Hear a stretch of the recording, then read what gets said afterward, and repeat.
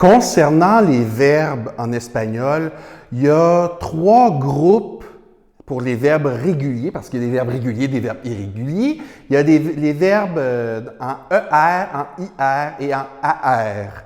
Donc, c'est les 3 groupes qui existent. Vous pouvez voir juste ici dans la section un peu plus bas comment on accorde ces verbes-là.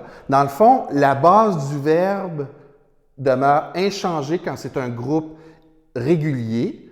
Et puis, c'est juste le AR, IR et ER qui changent pour une autre terminaison que vous avez un peu plus bas ici. Il y a des verbes irréguliers aussi, donc qui changent à l'intérieur. Il y a plus que la fin du mot qui change. Je vous en ai mis quelques-uns ici. Et puis, vous allez voir aussi dans la section révision, à ce moment-là, j'ai mis uniquement les verbes qui pourront se retrouver à l'examen. Ça va comme ça vous aider un petit peu plus. Vous n'aurez pas à retenir tous les verbes qui existent pour les terminaisons ou pour la composition qui est différente dans les verbes irréguliers par rapport aux verbes réguliers. Ce qui est important aussi par rapport aux verbes, c'est que le verbe être qui se divise en 2. Il y a ser et estar. Donc, qui sont 2 formes du verbe être. Je vais vous les expliquer un petit peu. Ser et estar, c'est différent quand même. C'est le verbe être. Mais ser, c'est, dans le fond, plus permanent généralement. Quand on utilise ser, c'est le verbe être, mais de façon plus permanente. Tandis que estar, généralement, c'est de façon plus temporaire. Je vous donne des exemples, ça va vous aider un petit peu.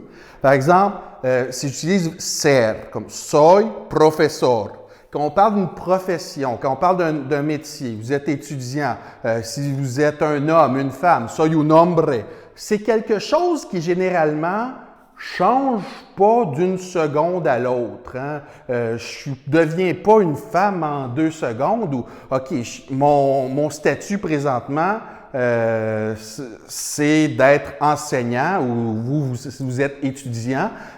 Ça va changer un jour. Oui, c'est possible. Un jour, je vais être retraité. Ce n'est pas le cas encore, c'est encore loin de là. Mais pour le moment, je suis enseignant et puis c'est quelque chose à long terme. Donc, c'est vraiment cette verbe-là du verbe être, ser, c'est vraiment plus permanent ou vraiment à long terme. Tandis que si on parle de estar, c'est plus temporaire, c'est plus, par exemple, comme des émotions. Quand on parle des émotions, estoy enojado, je suis fâché. Mais c'est sûr que, c'est pas vrai, là, je ne suis pas fâché pour vrai. Cette forme-là est temporaire. Quelqu'un ne reste pas fâché pendant toute sa vie. En tout cas, sinon, s'il fait ça, c'est un peu plate pour lui et pour les autres.